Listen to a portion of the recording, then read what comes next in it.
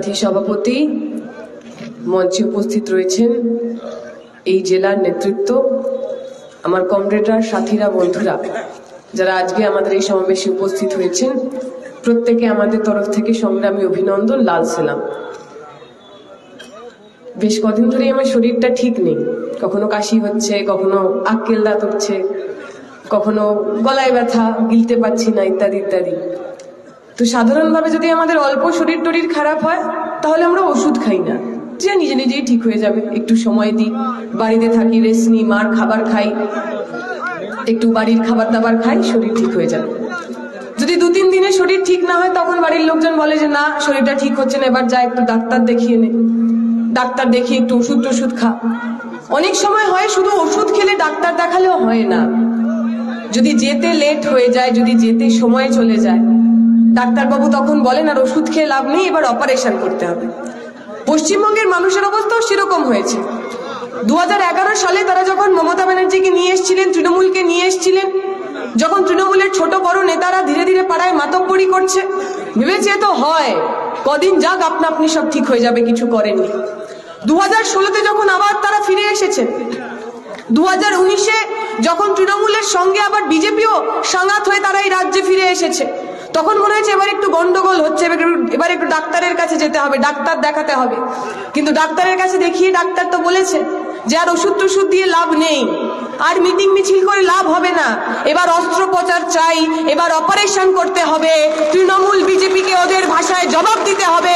সেই 2024-এর ইলেকশন চলে এসেছে, 2024-এর লোকসভা ইলেকশন। এই তৃণমূল বিজেপি দুই দল 11 সালের পর থেকে, 2014-র পর থেকে একটু একটু করে যারা আমার দেশটাকে, আমার রাজ্যটাকে, আমার ভবিষ্যৎকে যারা বিক্রি করছে। এই ভারত, এই বাংলা সম্প্রীতির ভারত, নানা ধর্ম, নানা জাত, নানা ভাষা, নানা পরিধানের মানুষ একসাথে থাকতেন। 19 সালের পর থেকে প্রতিদিন প্রতিনিয়ত আমাদের মধ্যে লড়িয়ে দেওয়ার চেষ্টা ওরা করেছে। পশ্চিমবঙ্গের মমতা ব্যানার্জি বলে এসেছিলেন মা মাটি মানুষের কথা, বলেছিলেন পরিবর্তনের সরকার হবে, গরিব মানুষের সরকার হবে, আর নির্বাচনে জিতে আসার পর মা মাটি মানুষকে বিক্রি করে দিয়েছে, জমি বিক্রি করে দিয়েছে, মায়ের ইজ্জতকে বিক্রি করে দিয়েছে। 20,000, 15,000, 30,000 টাকায় নাকি ধর্ষণ হবার পর মা বোনেদের ইজ্জত দেওয়া যায়। মমতা ব্যানার্জিরা যা যা বলেছিলেন, নরেন্দ্র মোদীরা যা যা বলেছিলেন, একটা কথা ওরা রাখেননি। তাই 24-এর নির্বাচনে আমরা যখন ভোট দিতে যাব, 24-এর নির্বাচনে আমরা যখন আমাদের গণতান্ত্রিক অধিকার প্রয়োগ করব, তার আগে তো আমরা জিজ্ঞেস করব, দিদিমণি আপনি বলেছিলেন সরকারে আসলে 2 কোটি চাকরি দেবেন, কোথায় সেই 2 কোটি চাকরি? নরেন্দ্র মোদী বলেছিলেন সরকারে জিতলে, ক্ষমতায় আসলে 3 কোটি বেকারের চাকরি হবে, কোথায় সেই চাকরি? নরেন্দ্র মোদী বলেছিলেন যদি নোটবন্দি হয় আমি আর আপনি লাইনে দাঁড়াবো, আমাদের পুরনো নোটগুলো সরকারকে দিয়ে দেব, ব্যাংকে দিয়ে দেব, তাহলে নাকি কালা ধন আর থাকবে না, সব টাকা নাকি ফিরে চলে আসবে। বলেছিলেন প্রত্যেকের অ্যাকাউন্টে 15 লাখ টাকা আসবে। আপনারা যারা এখানে বসে আছেন, এসছে কারোর অ্যাকাউন্টে? 15 লাখ টাকা ছেড়ে দিন, 15,000 টাকা এসছে, 15 টাকাও এসছে? আসবে কি করে? সব টাকা তো অমিত শাহের ছেলের অ্যাকাউন্টে চলে গেছে। 100-150 কোটি টাকার মালিক হয়েছে অমিত শাহের ছেলে জয় শাহ। কি করে জয় শাহ? চাকরি বাকরি করে, ব্যবসা বাণিজ্য করে? কিচ্ছু করে না। বিসিসিআই এর প্রেসিডেন্ট বানিয়েছে, ওকে যদি হাতে একটা ব্যাট দিয়ে দেওয়া হয় আর আপনার পাড়ার ছেলে যদি তাকে বলে ওকে একটা বল কর, প্রথম বলেই ওকে আউট করে দেবে। সে নাকি হয়েছে বিসিসিআই এর প্রেসিডেন্ট, অমিত শাহের ছেলে বলে। এই আমার আপনার পকেটের টাকা, আমাদের অধিকারের টাকা, আমাদের গ্যাটের টাকা, আমাদের হকের টাকা, সেই সব টাকা চুরি করছে তৃণমূল বিজেপি দুজনে মিলে। আজকে কমরেডরা বলছিলেন ওই কলকাতায় বড় নাকি একটা কি সব জনগর্জন নাকি সব গর্জন হচ্ছে। যা গর্জনের চেহারা দেখলাম, ওর চেয়ে জোরে তো আমার বাড়ির বিড়ালটা ম্যাও ম্যাও করে ডাকে। এই যদি গর্জন হয়, ওই গর্জনের চাইতে আমার বিড়াল ভালো। সেই জনতার গর্জন বা জারি চোরেদের গর্জন, যাই গর্জনই আপনি বলুন না কেন, বড় যে চোর, বড় চোরের ছোট সাকরেত। অভিষেক ব্যানার্জি মাইকে দাঁড়িয়ে বলেছেন, আমাদের কথা বলেছেন, বামপন্থীদের কথা বলেছেন যে 100 দিনের কাজের টাকা মানুষ পাচ্ছে না। কেন পশ্চিমবঙ্গের বামপন্থীরা আমাদের সঙ্গে লড়ছে না? আমরা বলছি 100 দিনের কাজের টাকা যে মানুষ পাননি, তিনি তৃণমূল করুন, সিপিএম করুন, বিজেপি করুন, কোন রাজনৈতিক দল না করুন, প্রত্যেক মানুষই যাতে টাকা পায়, 100 দিনের টাকা তারা যাতে পায়, তার জন্য আমরা আন্দোলন করতে রাজি আছি। বামপন্থীরা করেছে, কৃষক সভা, এগ্রিকালচার ওয়ার্কার্স ইউনিয়ন, ক্ষেত মজুর সভা, সবাই মিলে আন্দোলন করেছে।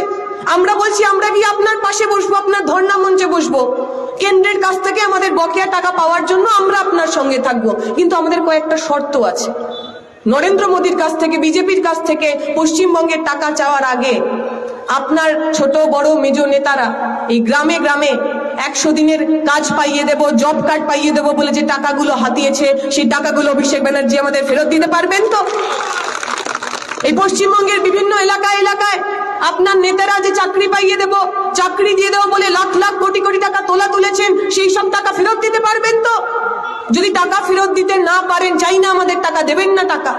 ওই 200 দিন ধরে কলকাতার রাজপথে যে ছেলে মেয়েগুলো পরীক্ষায় পাশ করার পর শিক্ষিত বেকার যুবক যুবতী যারা ওই মাটিতে বসে রয়েছে, তাদের 5টা বছর 10টা বছর আপনি ফিরিয়ে দিন, আমরা আপনার সামনে এসে দাঁড়াবো, আমরা আপনার সঙ্গে এসে দাঁড়াবো, দেখি কার কত জোর আছে।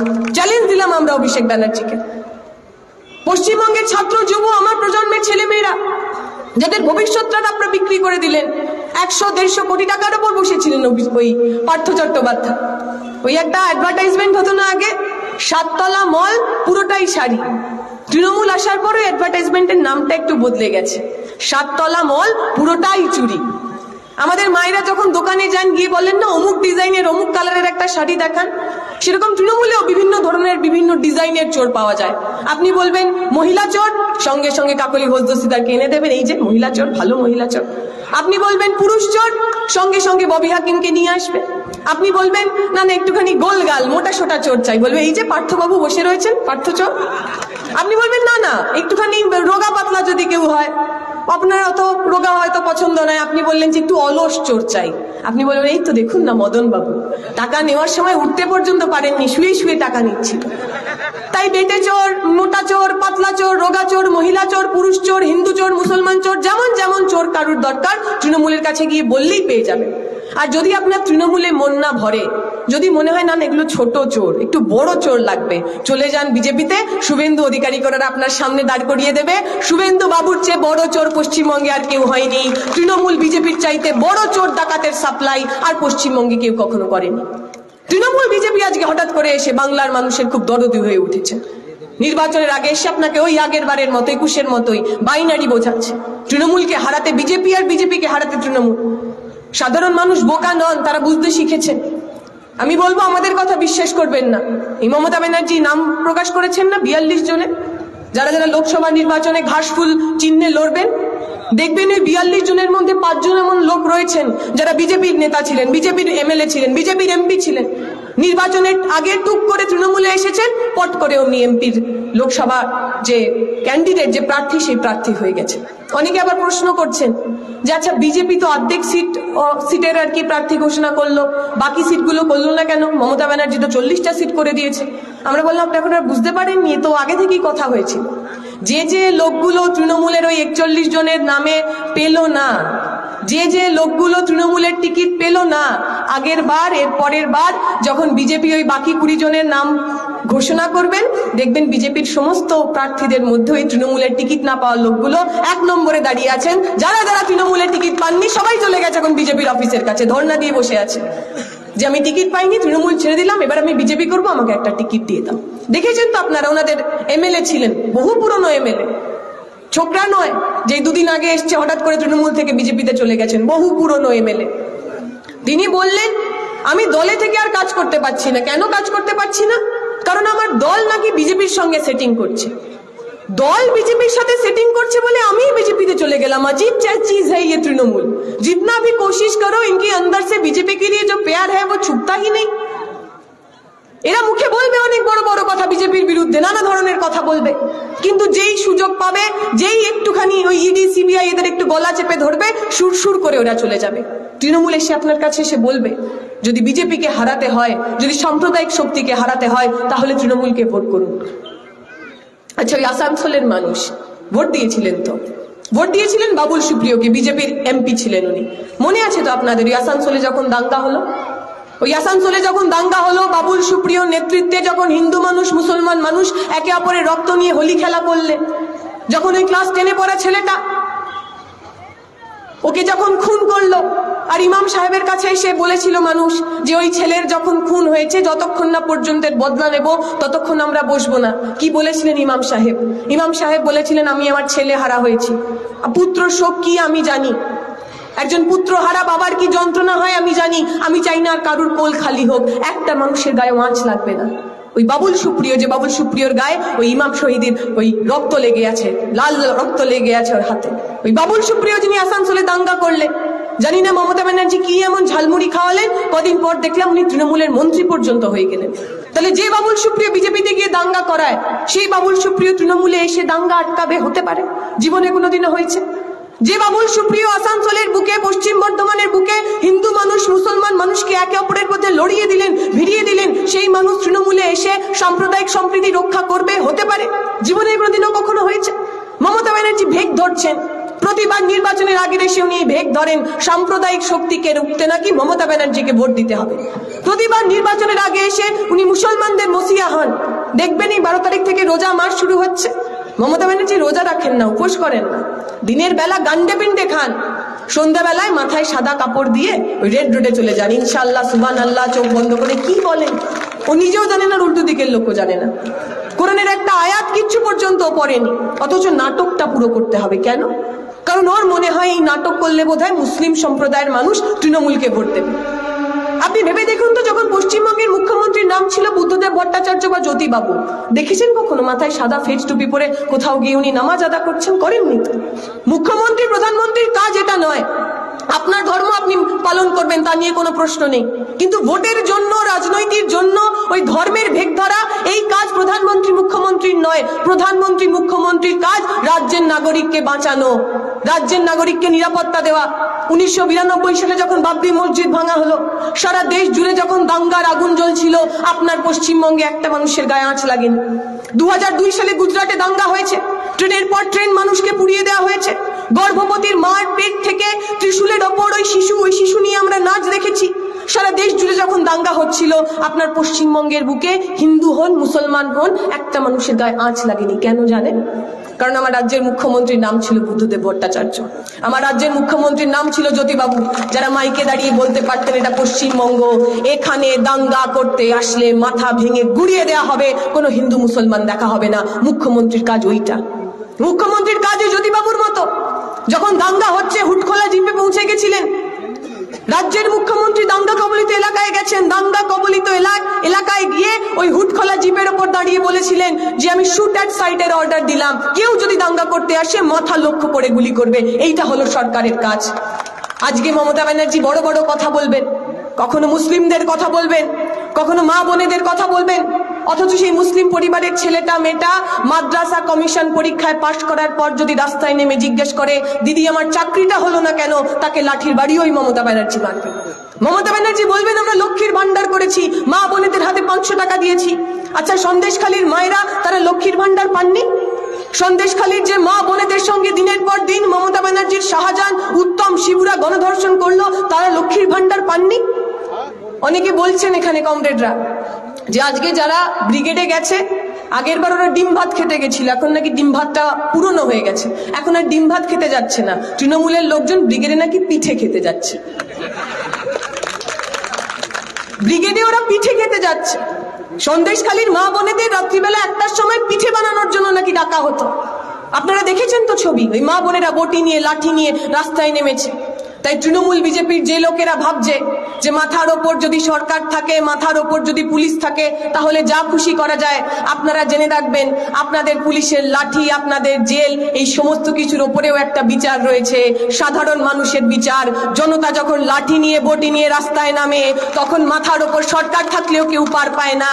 যেমন করে উত্তম শিবুর শাহজাহানদের ওই ভেড়ি জ্বালিয়ে দিয়েছে, বাড়ি জ্বালিয়ে দিয়েছে সাধারণ মা বোনেরা, পাড়ার তৃণমূল বিজেপি নেতারা তৈরি হন। যারা যারা অন্যায় করেছেন প্রত্যেকের সঙ্গে সন্দেশখালী মডেল হবে, আমার মা বোনেরা পথ দেখাবেন, আমরা তাদের পিছনে দাঁড়াবো। পশ্চিমবঙ্গের তৃণমূল বিজেপি তৈরি হোক, পশ্চিমবঙ্গের তৃণমূল বিজেপি তৈরি হোক। বিজেপির সরকার, আরএসএস বিজেপি প্রতিদিন আপনার মাথায় নতুন করে ধর্মের বিষ ঢুকিয়ে দিচ্ছে। তারা বলছেন আপনি যদি হিন্দু ধর্মাবলম্বী হন, আপনি যদি হিন্দু হন, তাহলে নাকি বিজেপিকে ভোট করতে হবে। हिंदू खतरे में है, इसलिए अगर हिंदुओं को बचना है तो बीजेपी को को वोट करना है। मैं उनसे सवाल पूछना चाहती हूँ, पिछले 9.5 साल में इस देश के अंदर 1,40,000 কৃষক আত্মহত্যা করেছে, ফসলের দাম না পেয়ে আত্মহত্যা করেছে 1,40,000 মানুষ। নরেন্দ্র মোদী কথায় কথায় বলেন যে ভারত হলো হিন্দুদের দেশ। ভারতে যদি সংখ্যাগরিষ্ঠ হিন্দু হয়, যদি 70% মানুষ হিন্দু হন, তাহলে 1,40,000 যে কৃষক যারা ওই কীটনাশক খেয়ে আত্মহত্যা করলো, তাদের মধ্যে 80,000 লোক তো হিন্দু। দেখেছেন কখনো আরএসএস বিজেপির লোককে ওই হিন্দু মরে যাওয়া কৃষকগুলো সম্পর্কে একটা শব্দ কথা বলতে? আপনার বাড়িতে যারা রাম মন্দির উদ্বোধনের দিন ওই চাল দিতে এসেছিল, বলেছেন নাকি তারা ওই 80,000 মরে যাওয়া কৃষকের কথা বলেছেন? তারা কেন আত্মহত্যা করলো? ওরা কিসের দুঃখ যন্ত্রণা ছিল এত ওদের? কৃষি ঋণ নিয়েছিল সরকারের কাছ থেকে 5,000, 10,000, 20,000, ম্যাক্সিমাম 1 লাখ। কেন নিতে হয়েছিল কৃষি ঋণ? সারের ভর্তুকি কেন্দ্রের সরকার তুলে দিয়েছে, সারের যা দাম বেড়ে গেছে, পকেটের টাকা দিয়ে আর সার কেনা যায় না, কৃষি ঋণ নিতে হয়। বীজের টাকা, কীটনাশকের টাকা, যা যা ভর্তুকি আগে কেন্দ্রের সরকার দিত, সব ভর্তুকি ওরা তুলে নিয়েছে। যা দাম বেড়ে গেছে, নিজের পয়সায় আর চাষ করা যায় না, কৃষি ঋণ নিতে হয়। কৃষকরা বলেছিলেন আমাদের এই কৃষি ঋণ মুকুব করে দিন। 1 লাখ, 2 লাখ, 3 লাখ, 4 লাখ। আপনি তো দেশের সরকার, আপনি তো আমাদের ভোটে, আমাদের ট্যাক্সের টাকা ওই নীল লাল বাতি গাড়ি চলেন।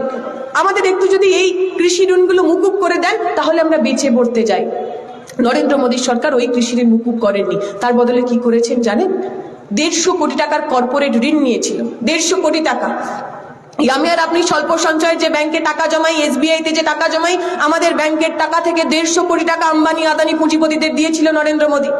একদিকে যখন কৃষকের ঋণ নরেন্দ্র মোদী মুকুব করেননি, অন্যদিকে ওই পুঁজিপতিদের কর্পোরেট ঋণ উনি মুকুব করে দিয়েছেন। সুতরাং আপনি হিন্দু হন অথবা মুসলমান, আপনি যদি গরিব মানুষ হন, নরেন্দ্র মোদী আপনার হয়ে কথা বলবে না।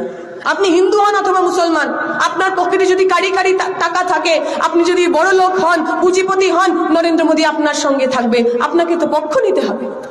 শুধুমাত্র ধর্মের নামে আমরা আমাদের ভোটগুলোকে দিয়ে দেব? ওরা বলবে মন্দির বানানোর জন্য নরেন্দ্র মোদীকে ভোট দিন। আচ্ছা, আপনার পশ্চিমবঙ্গে এর আগে মন্দির ছিল না?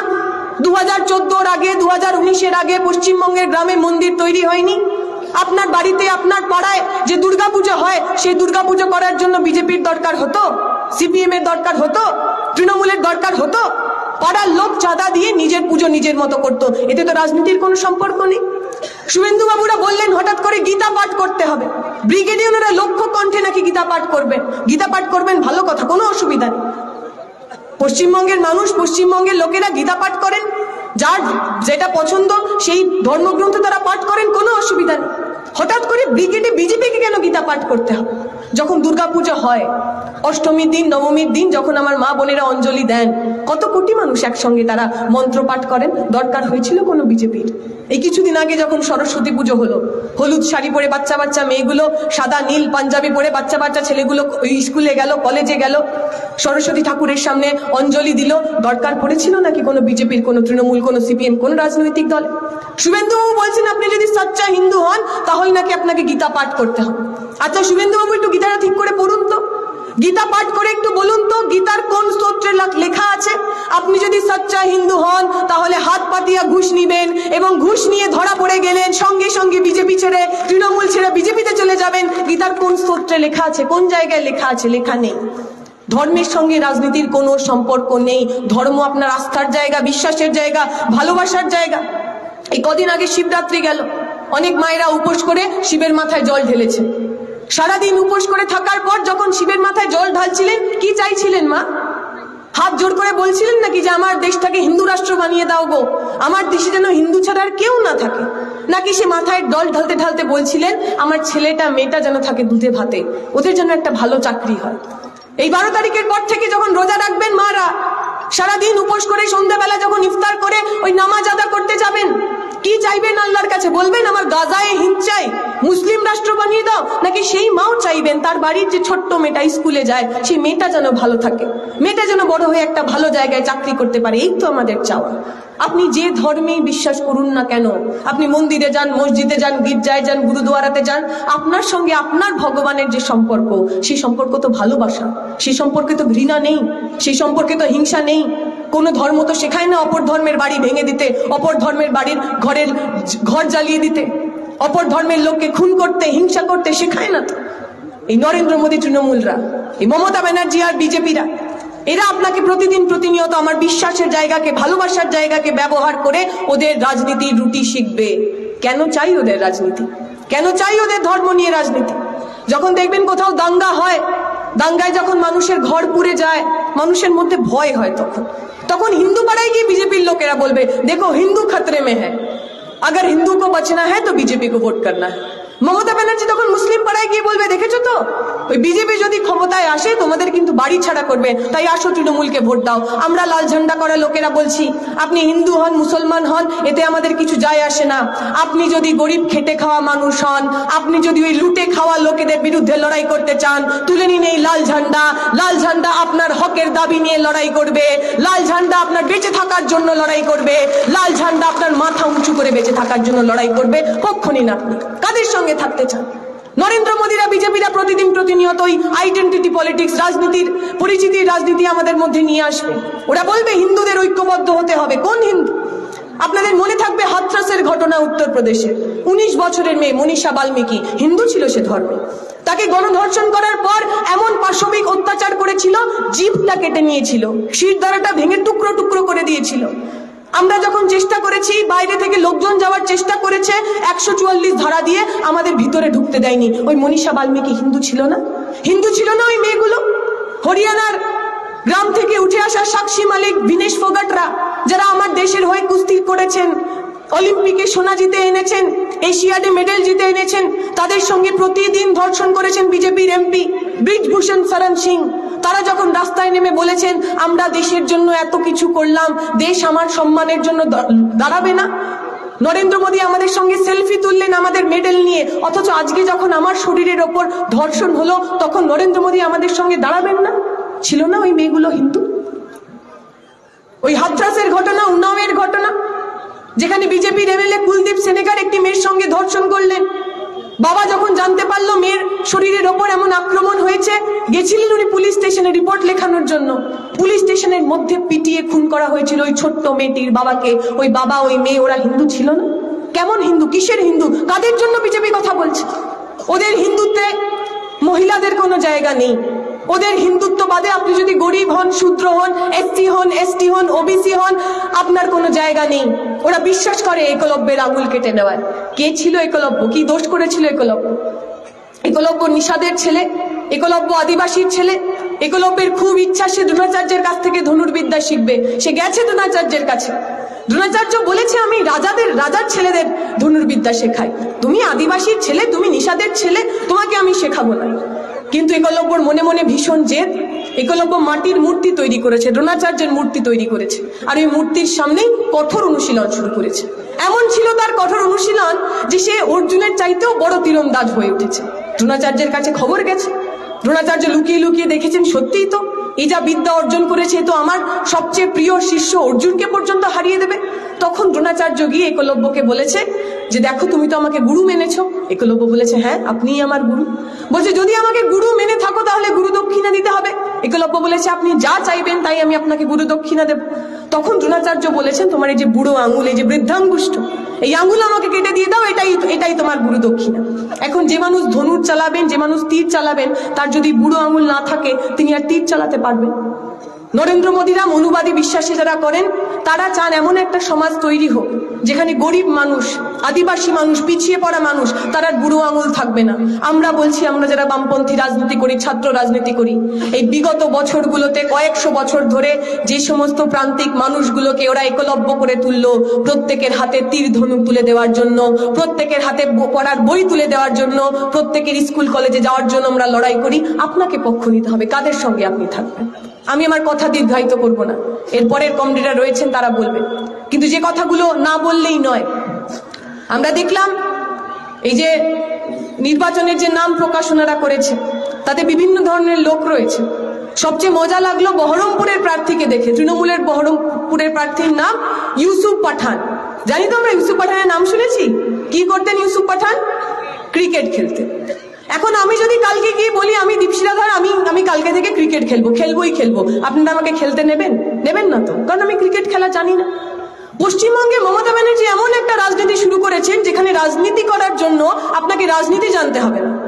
কেউ ফিল্ম স্টার, কেউ দিদি নাম্বার ওয়ান, কেউ ক্রিকেট খেলেন, কেউ দাদা নাম্বার ওয়ান, কেউ চুরি নাম্বার ওয়ান, কেউ ডাকাতি নাম্বার ওয়ান, কেউ ধর্ষক নাম্বার ওয়ান, এইগুলো যদি আপনি করেন তাহলে আপনি তৃণমূলের নেতা হয়ে যেতে পারবেন, তৃণমূলের প্রার্থী হয়ে যেতে পারবেন।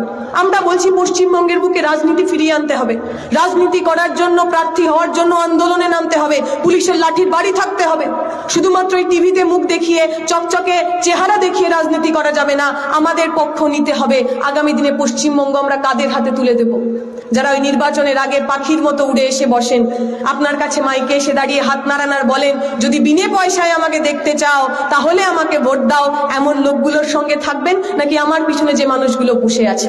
11 সালের পর থেকে অত্যাচার তো কম হয়নি, বাড়ি ছাড়া তো কম থাকেননি।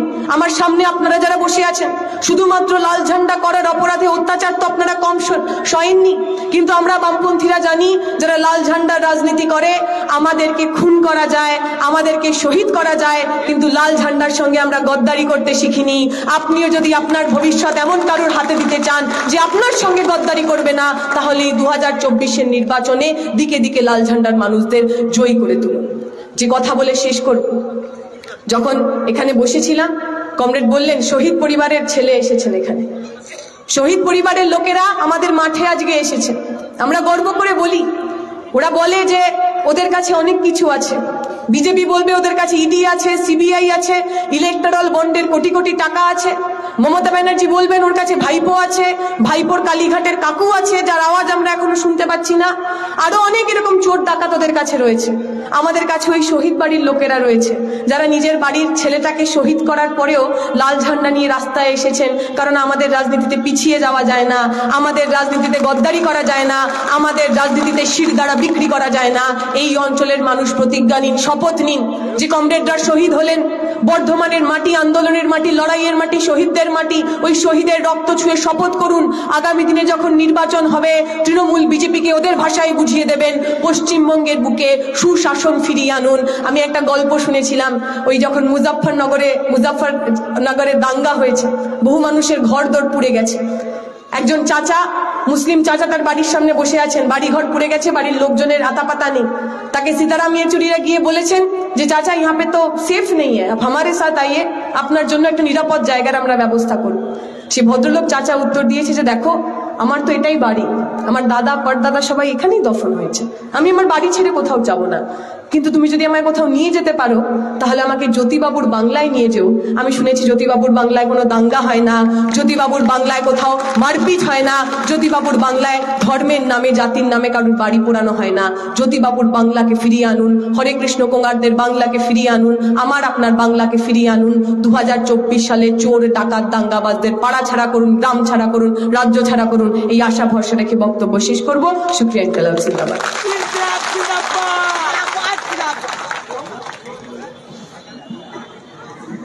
এখন এই সমাবেশে আমাদের সবশেষ বক্তা, আমাদের পার্টির কেন্দ্রীয় কমিটির সদস্য, পার্টির রাজ্য সম্পাদক মণ্ডলীর সদস্য কমরেড আভাস রায়চৌধুরী।